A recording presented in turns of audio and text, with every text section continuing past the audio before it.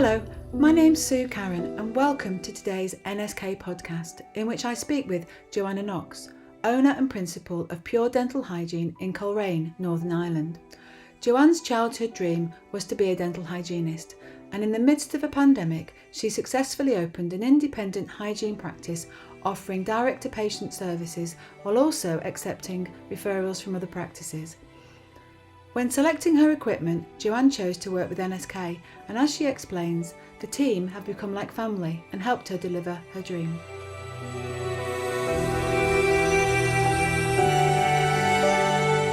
How are you?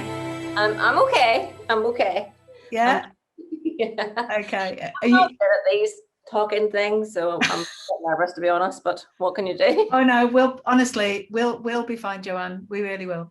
And have you've got time to do this? It's all Yeah, I've booked out an hour. Is that yeah, okay? that's loads. Yeah, that's really. I have patients in after, and I had been treating patients all morning. So Have you? Wow. This is actually my busiest week to date. We opened 10 weeks ago, and I'm seeing a patient on the hour every hour, and I'm sort of just, with the COVID thing and us just starting out, I just didn't want to really put ourselves under pressure, and I also wanted to build confidence in the public, So we just bring a patient in every hour on the hour, so nobody else sees anybody. So one patient's gone before another patient arrives, and Okay. then you're getting to do a clean down and everything in between times, and you're not feeling the pressure. And is it just you in the surgery, or do you Yes. It's just me in the surgery at the moment. I have a dentist coming on board in May, 2 days a month. Now she's just going to predominantly do facial aesthetics. Oh, okay. And really the reason for that is you need a dentist on the books to facilitate the prescribing and all the sort of paperwork that is necessary, and getting drugs in and that sort of thing. So I have her coming in. She's great. She's really good. It's nice to find somebody that has the same sort of mindset as you. And Yeah. she's sort of entrepreneurial, and she's like driven, and nothing's too much bother, and she's not sort of bogged down by bureaucracy. That she's Yeah.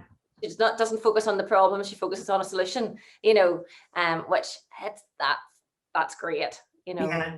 And it's somebody that you've known for a while, by the sounds of it. Yeah. Well, do you know what? Actually, not, because when I was setting up, I had a plan in mind, and that plan didn't work out with somebody local. And the computer system I was installing for the practice, I was working alongside the computer guys, and they had got to know me, and obviously they'd set up her practice 2 years ago, and they got to know her, and they thought that we would be a great match. And I had said to them, I'm really struggling to get a dentist. I don't want a full-time dentist. I just want somebody, that's happy to come on board and do their thing, Yeah.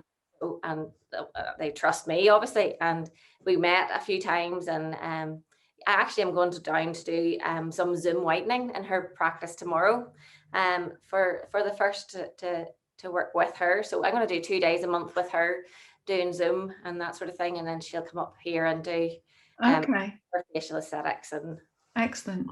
that. Great. So I think really the thing is, obviously the government did change the law, didn't they? Whenever it was in 2013, and there's very few hygienists that have done what you've done. No, there's one other in the north of Ireland. Yeah. One. And there's a few in England, aren't there? I think, Yeah. but very, very few. Yeah. So why did you do it, and why have you picked up this opportunity? What? Well, the whole story. It's always been a dream, as soon as they changed the law, I was like, I want to be the first. I want to be the first person. I want to be the first hygienist to set up her own surgery. And I'd always said that. And then I ended up in a practice that was really very accepting and proactive in terms of hygiene. And I worked there for 15 years, and they were so supportive, and they were happy for me to pioneer this sort of direct access independent practice under that umbrella. of their own dental practice. So I set that up. So in theory, I was that first one, but it wasn't truly independent because obviously the dentist owned it all. I had no financial involvement or risk placed in that, which was fine, and it worked for a while. But then it comes a time where you sort of feel as if you want more, and the reason I set up in a pandemic was what happened was, when in the midst of lockdown, my mum actually took very ill, and we had to move in with her. And I had always said, and there was one wee area in Coleraine that I said, if a building comes up there, that would be the best hygiene place for hygiene practice. And when we were living down there, I said to Mum, you would never guess what's happened. This building has come up on for rent, and but Mum was terminally ill, and we were in the midst of a pandemic, and there was so much going on. I never ever thought any more about it. And then Mum then died in August. I'm sorry. I know. And she left money specifically in her will, cheering me on. And so at that point, the building was still free, and the money was there, because you couldn't have got a loan for this sort of business in this sort of time. It just wouldn't have happened.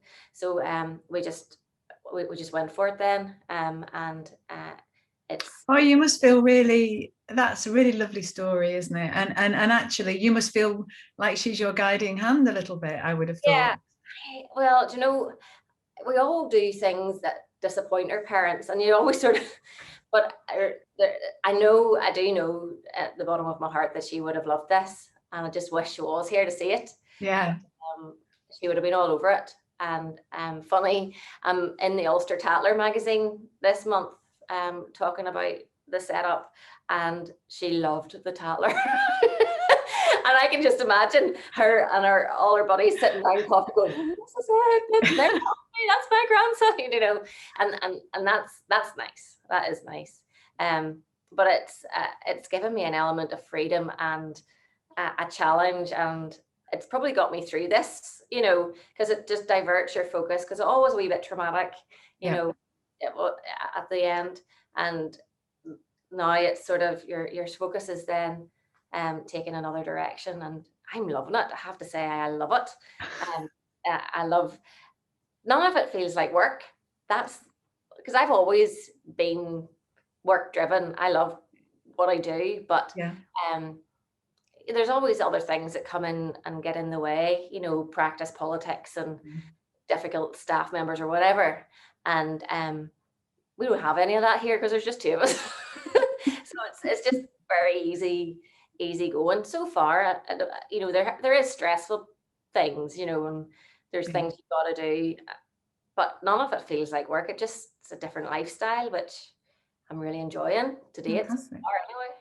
Yeah, no, it sounds great. And when did you actually start the renovation on the building then? When did you? We started, well, at the end of September. We signed for the building for the beginning of October, and the planning started then, and I actually got married on the 17th of October. And because if you're going to do one thing in the year, why not just do the whole lot? We got a lockdown wedding, and that we got married on the Saturday, and the actual physical work started on that Monday then, and that was our. So you've done incredibly well to get to where you are under lockdown circumstances, and to open as you have done. That's incredible, isn't it? Well, I don't know. It's just we just kept the head down and just kept going, because there was a lot of hurdles to jump over and things to work through. But I knew I had an end game and a focus, and I just focused on that. And nothing was ever simple.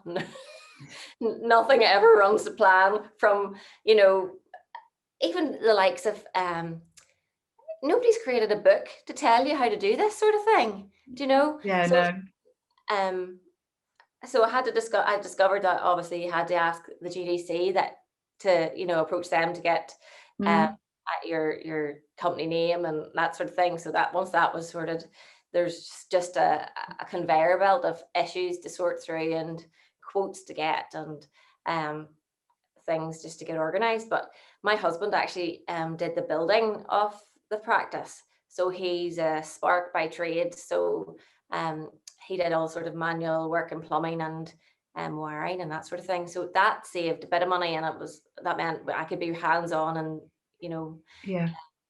that was a big benefit. Um, Mm, we BF Mulholland were the dental company that have been absolutely fab.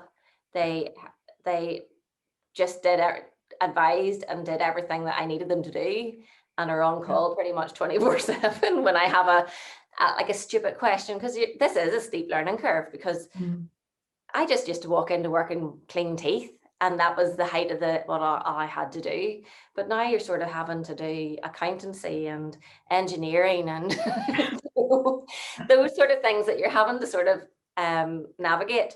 But it's all fun, and mm, it definitely helps if you have a sort of go-to team of, if that happens, you phone them, and yeah. um, I've got great support that way, and I do No. feel that on a whole the industry has backed me, um, Yeah.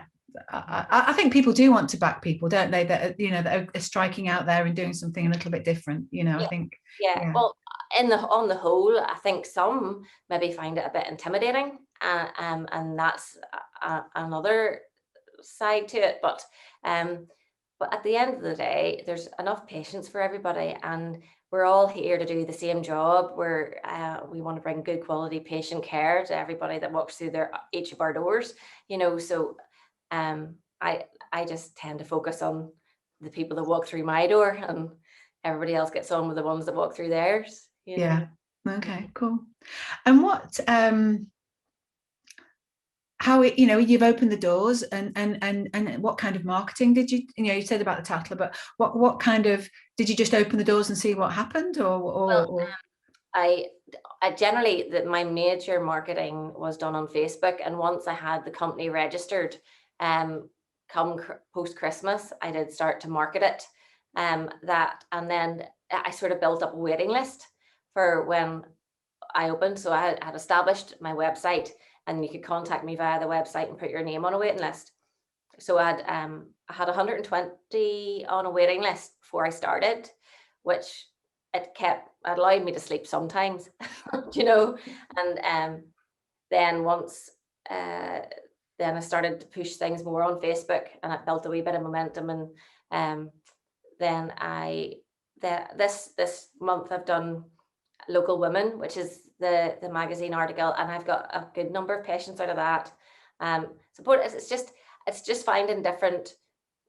Not everybody uses Facebook, and Facebook's fab, but so sort of my demographic would be the slightly older generation maybe, and I wouldn't think they would be that Facebook savvy. So that's why I went down more of a magazine route, just yeah. to um, highlight the need. Because also people, with dentists being so restricted at the moment, Mm, um, people are looking to get their teeth just looked at and just maintained. And the majority of the patients I've seen, and I've worked it out, it's 90% of the patients I have seen have never seen a hygienist before.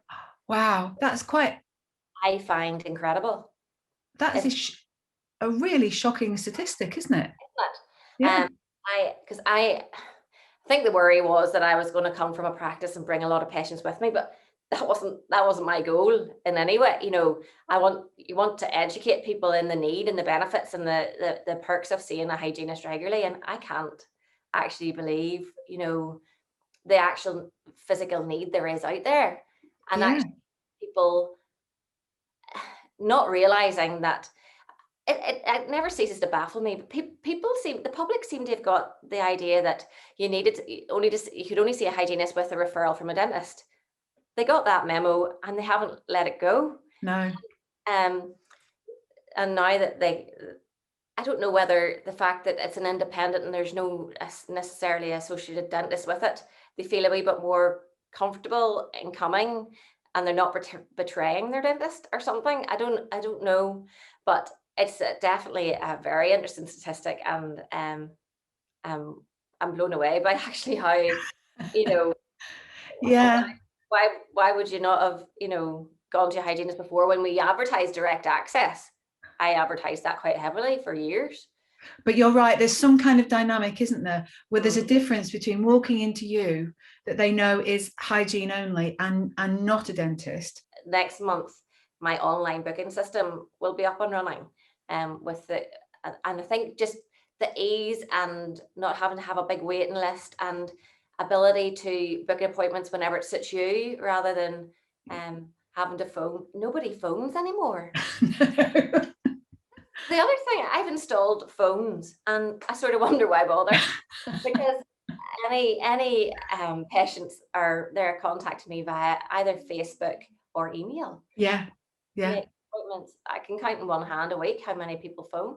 And I think once you get your online booking system up and running as well, people will then, yeah, just automatically book online, won't they? I think we all do that these days, don't we? It's Yeah, very, I yeah. think more so now after lockdown, because again, nobody wants to talk to anybody. They just have this efficient way of working, and Mm.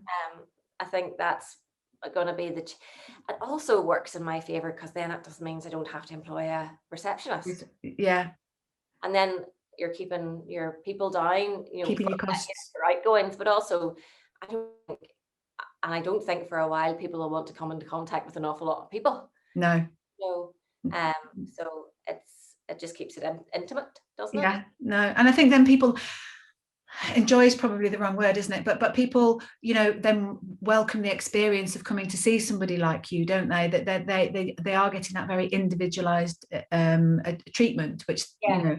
again they might not get in a busy dental surgery potentially. So, yes, well, I think that's the thing, and I think that's what the general feedback would be. My dentist never had the time to tell me that. I've never heard of that. There was never, they didn't spend the time, and I totally understand the issues dentists face in terms of, they have to keep things moving, and, and I guess patients sometimes feel as if they're a bit rushed. I suppose it's the same as going to the GP, and the doctors, you just sort of feel as if you're conveyor Yeah, through, and that's just the way it is. But I think educating patients to the benefits, and I I'm also absolutely shocked on the limited knowledge that patients have, and um, you know, I'm mad into treating perio. People aren't necessarily massively into perio. They want nice clean teeth. And yeah. They don't really realize the relevance of the perio situation, do they, you possibly? really don't. And you're having to sort of, what I'm trying to do now with each patient. If a patient has a lot of stain or a lot of tartar, I'm taking photographs of that and showing them in the camera, and then doing like a before and after, so that they're sort of, Aware. being half educated, but also they'll use that for a bit of promotion. Look at my teeth before and look at them now. Yeah. That has worked great for me as well. But yeah, people like showing pictures of swollen gums and healthy gums is still too subtle for them to, even though it's blatantly obvious to us. It's that You're level of, right though. If they can see, you're right. Yeah, it's too subtle, isn't it? I think, and yeah, they don't understand the relevance. And I think if they can see, as you say, the tartar on the backs of their teeth, and then they can see that it's gone when you've done your job. Then it's a bit like getting your car washed, isn't it? Or you can see the result. The yeah, results instantaneously. yeah. But yeah, I mean. Yeah, it's a shame, isn't it? Because there has been a lot of work done by various organisations on gum health, on mouth health, and perio, but it just doesn't seem to sink in, does it? And also the relationship with healthy gums and unhealthy gums to systemic illnesses. People you would have thought are more health driven, but still neglect to realize the significance of healthy gums to a healthy general Healthy body. Yeah. Yeah. No, completely. Yeah, it's a strain. And again, there's been a lot of, I don't know, maybe sometimes I think because we're perhaps too close almost to it, where, you know, we assume that people understand that there is a link between, say, heart disease and perio, or but probably the vast majority of the public don't perhaps see those things. They definitely don't. Funny, I had somebody with a heart attack history in earlier, and no idea, no, in fact, was blown away by the thought of it could be significant, you know. And yeah, Wow. it's all about educating, isn't it? It's just one person at a time, really. Yeah, it is all about education. But actually, for every patient that you can see, you know, you're not going to change the world, are you? But actually, if you can change the environment around you for several thousand patients, which potentially you could, that's got a significant impact in its own way, hasn't it? You know, which I think is, you know, fantastic. Better promotion than word of mouth. And when you start, you know, promoting one specific message, that does spread eventually. Oh yeah, no, I mean, I'm sure it will, because people will come and say, you know, that they've been to somewhere different. It wasn't a dental practice. Well, it is a dental practice, but it's a hygiene specific practice. And, you know, then people will talk about the messages that you've given them. And I'm sure that word of mouth thing will work really, really, really well, won't it, for you? What's been the practices around you? What's their reaction to you? That's a question. I have, on the whole, I've been pretty well supported. I've got I'm actually next door to an orthodontist, directly next door, and they've been fantastic. So he's a specialist orthodontist. So if we sort of work together in some things. I have a local dentist that's great support and great encouragement. Others would be a wee bit more wary because of the, and I understand that it's fear of the unknown too. But on the whole, I find that people in the industry have been really supportive and yeah. And would you do? Are you interested in accepting referrals from other dentists? Oh, very much so. I would have done that in the other practice that I worked in, and I love doing periodontal patients. You know, that's a really rewarding part of my job. So I would certainly be open to dental referrals, and I have just set up on the website a facility where a dentist can just enter the website and enter the patient's details, and it'll come directly to my email. Okay, so that's good, isn't it? You know, and hopefully that then again that breaks down some barriers, and you might be able to do some education around some of that. Yeah, I've sent a few letters and packs out to some dentists, and I'm just trying to work my way through them, you know, explaining the services that I offer. And these are dentists that don't have hygienists. I'm not interested in taking hygienists jobs, but I'm interested in, you know, dentists that don't offer a hygiene service, that my facilities are open as a good adjunct to theirs, and to see me as an adjunct, because I'm happy to work very much closely with all of them.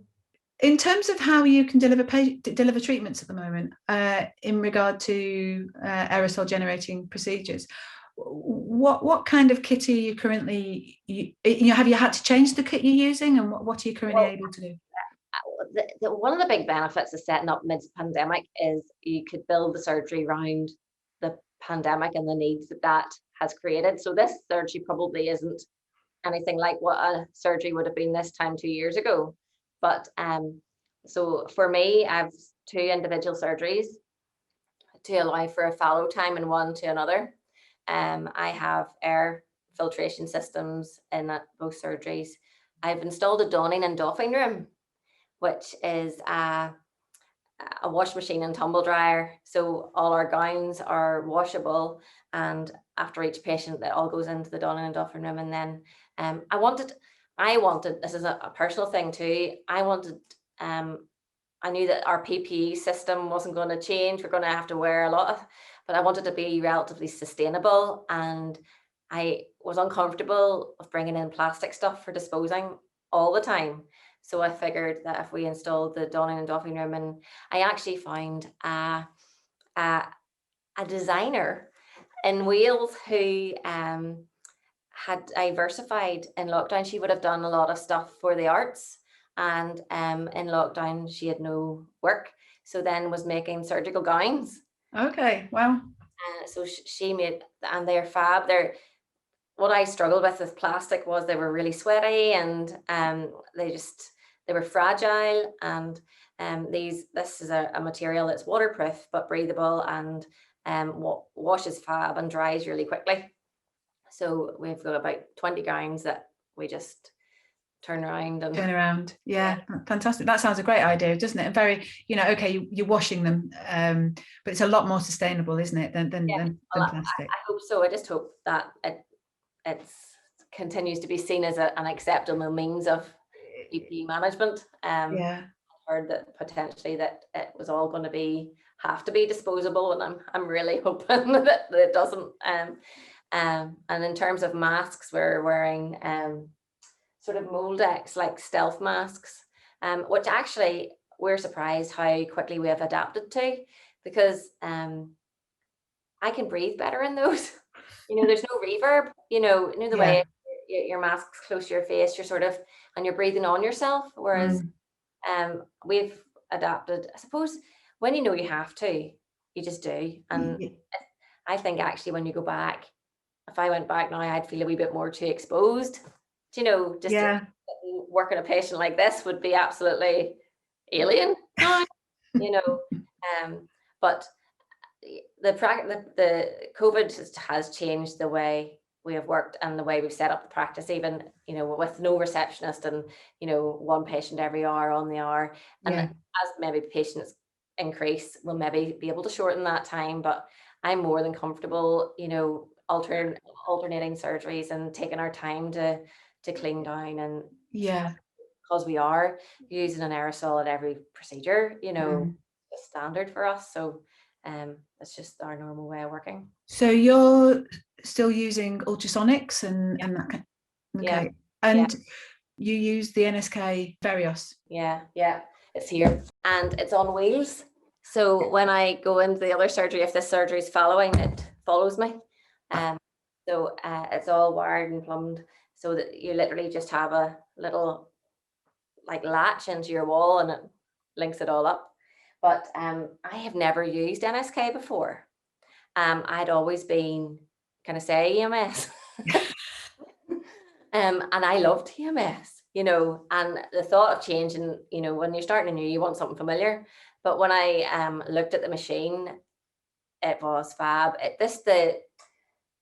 One of the variety of tips that were available, and the versatility, it was so versatile. It had the frequencies you could change, the flow of water you could change, and the airflow. I'm finding that people are finding it's just slightly more gentle and easier to manage, and it's fab. Like, it really is fab. And what persuaded you to trial the NSK unit over the EMS? Well, I had always had a few problems with EMS, just maintenance and it breaking down, and what I was really acutely aware that if this goes down, I can't make money. This is my bread and butter here. It's one of the most important machines in the actual surgery. So I decided that I needed somebody that was accessible and in the country to help me maintain it. And if it did go down, there'd be somebody in the country that could come down and help. Whereas I was having to send the machines to England, at least England, and then be without them for maybe 3 weeks. That's not going to work for me, and I wasn't willing to sort of buy 2 machines just in case, because that's how I survived in the last place. I had 2 machines, so I had another alternative, but I don't have that here. So Johnny sings like, I haven't needed him for this actually, though. But it's reassuring to know that there's somebody in the country that if something happens, that they can come down and offer me an alternative. Absolutely. And I mean, Johnny is there, I'm sure if it was ever needed, if you make that phone call or have to make that phone call, he'd be down as soon as he he would.